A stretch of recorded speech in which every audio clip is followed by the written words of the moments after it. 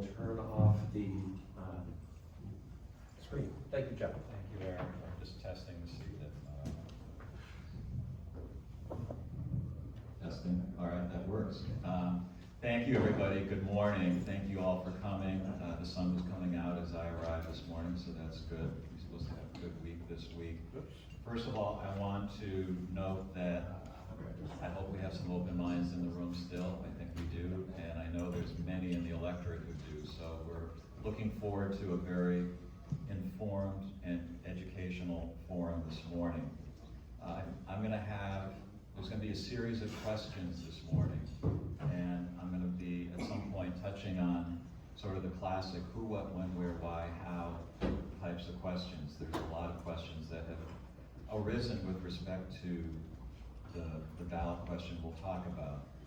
I want to first thank our panelists who are here today, our participants for agreeing to do this. It takes time out of their day, and I appreciate their willingness to do this. I'm going to briefly introduce each of them, and then I will set the stage. So first, we have, and I've already apologized to her if I mispronounce her last name, Lucy Hochschartner, close, Deputy Campaign Manager for our Pine Tree Power, beginning earlier this year. She's co-founder of an organization, a nonprofit called On the Level.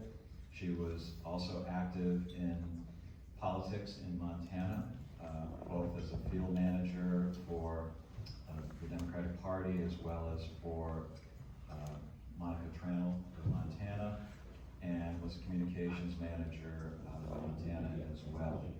To Lucy's on my left.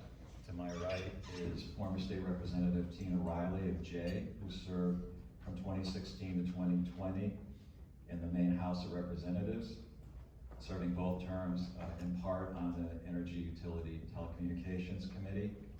She represents C&P ratepayers on the Electric Ratepayers Advisory Council, and is here this morning as well with Jim Cohen at my far right, who is a partner at the Portland law firm of Verrill, formerly Verrill Dana. I'm sorry, I keep adding that Dana in there. But Jim served as mayor of the city of Portland for a couple terms, I believe, and was on the city council 2002-2006.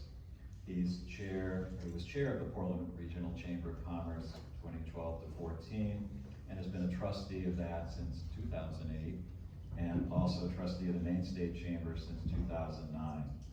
And Jim has been very active this year, speaking on behalf of the Maine Affordable Energy Coalition at many events like this, so appreciate your being here today, Jim.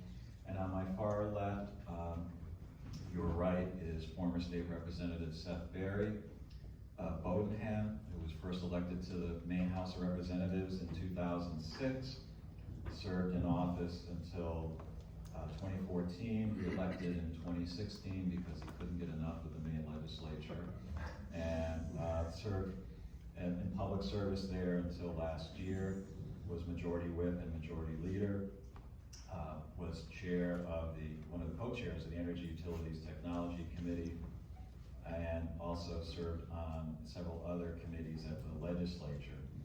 And Seth also is a senior policy advisor for our power, and is the vice president of business development for Kennebec River Biosciences since 2011. Who am I? Very briefly, I'm of counsel to the Portland law firm of Craig Flaherty, formerly in-house counsel for the University of Maine, among other things in my past. And Tom alluded to, I'm one of the co-founders with John Furlan, who's here today, Jim Atwell of E2Tech, which is, I'm not sure how old we are now, about 20-ish years or so. And in any event, I'm really glad to see it still thriving, seeing Eric come on board as executive director, and I thank Tom Eschner for long-serving president recently, and for Paul Williamson chairing the program committee. And I'm an environmental and energy attorney, and I'm looking forward to learning as well today along with you all. So really quickly, how many people here know how many things we'll be voting on the ballot for initiatives or referenda in November? Ooh, how many? 8, he's good. We have 8 different ones. And they range from, number 1 is the citizen initiative about voter approval for certain borrowing for government-controlled entities and utilities. Number 2 is to prohibit campaign spending by foreign governments. And sort of related to number 3, which is the act to create Pine Tree Power, which we'll be talking about today. Then if you want to do your car repair, that's number 4 on the ballot. And then we have 4 constitutional amendments that I'll let you read up on. But if you want to see the whole list, you can go to the Secretary of State's website or Ballotpedia, which is a good summary of that as well. And so let me just tell you our format this morning, which is that we will, after I just quickly read, if I can read the fine print here, what is the ballot question? What is it that we are debating and learning about, and what will all of us who are main voters, and hopefully everybody in the room will be voting on November 7th. And we'll have initially 10 minutes from the proponents of question 3.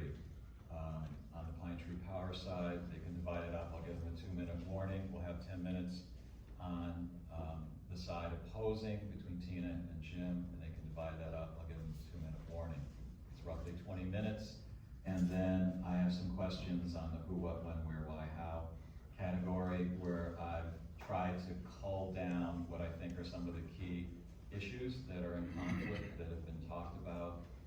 Meanwhile, while that's going on, you have at your tables a small pad of paper, and if you have a question that you would like asked, we don't have a standing microphone for people to line up because that can get very distracting and then gets a little out of control. So when you have a question during the course of the forum this morning, we'll go to 9:30, so we'll have plenty of time. Please raise your hand or signal to Paul Williamson. Is Paul here? Where's Paul? There he is over there on the side. Sarah Watts, I think, also will be collecting.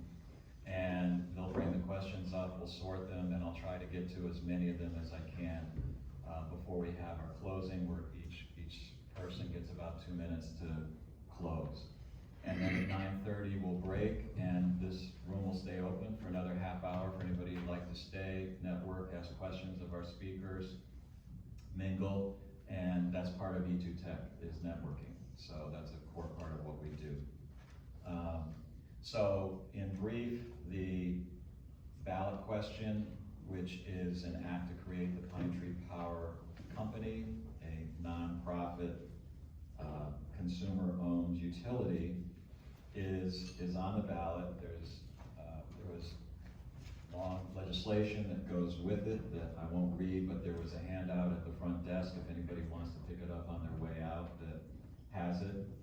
The question that is asked is, do you want to create a new power company governed by an elected board to acquire and operate existing for-profit electricity transmission and distribution facilities in Maine? Question mark.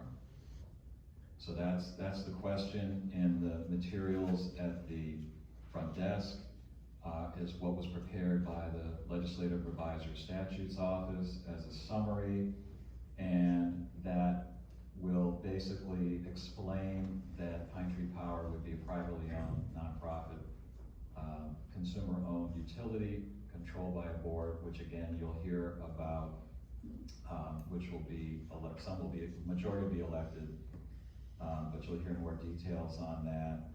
And you'll also hear information about how it would be financed in terms of general obligation bonds, its tax obligations in terms of property tax. The board would be 13 members, and it would be ultimately regulated by the Public Utilities Commission. The law would not go into effect until, correct me if I'm wrong, anybody on any of my sides, until January 1, 2025. Am I right on that? Sort of, no? Don't correct me, as I said. Some of it may go into effect on January 1, 2025. Correct. This is why we open these things up. So with that, I'd like to turn it over to Seth and Lucy for 10 minutes, and then we'll go to Tina and Jim. did. Can folks Yes, you hear me? did, yes. Yes.